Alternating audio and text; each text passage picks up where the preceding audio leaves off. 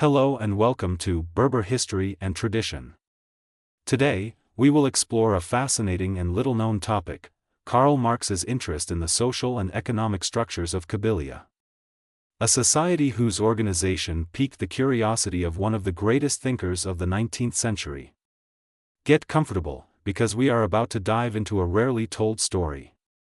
1. Marx, Engels, and their interest in traditional communities. Karl Marx and Friedrich Engels dedicated a significant part of their work to studying primitive economic and social structures. They were avid readers of the Russian sociologist Maxime Kowalewski, who focused on collective land ownership systems around the world. Kowalewski took a particular interest in Kabyle structures, carefully annotating the book La Kabylie et les Coutumes Kabyles by Hanato and Letourneur. It was through these annotations that Marx delved into an in-depth study of Kabyle society. Eager to understand this model better, he decided to embark on a journey to Algeria to observe these structures firsthand. 2. Kabylia, an advanced democratic society. In the 19th century, Kabylia presented a model of social organization that intrigued European intellectuals. The Djemaa system, democratic village assemblies, allowed collective management of local affairs. Land ownership, though originally collective, also incorporated forms of individual management, a characteristic that contrasted with other so-called primitive societies. In a letter to Engels, Karl Marx highlighted the uniqueness of Kabyle land ownership and the strong attachment of its people to their land. He made a clear distinction between this organization and that of nomadic Arabs, among whom private land ownership was nearly non-existent. 3. The influence of these studies on Marxist thought. Maxime Kowalewski's work was fundamental in shaping Marx's research direction. In 1879, Kowalewski published La Propriété collective du sol, causes, historiques et conséquences de sa décomposition, collective land ownership, historical causes and consequences of its decline, where he classified Kabylia among the most significant examples of advanced communal structures.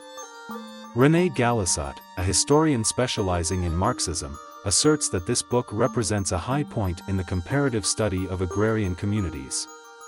He emphasizes that, although Kabylia cannot be strictly classified as an agrarian communist society, it still represented an evolved form of economic and social democracy. 4. Impact on social sciences. Marx and Engels' analysis of Kabylia did not stop at their own writings.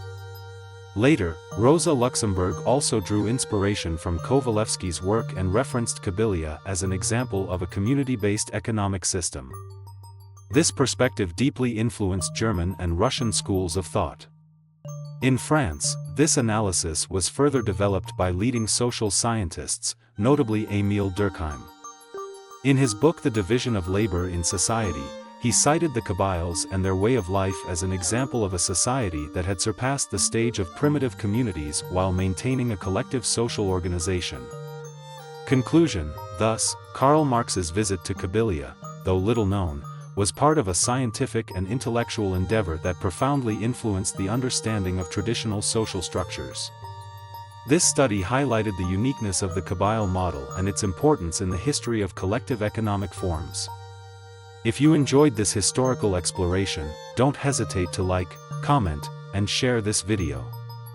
Subscribe to our channel, Berber History and Tradition, to discover more captivating stories about the rich and fascinating past of the Berber peoples. Thank you for watching, and see you soon for another video.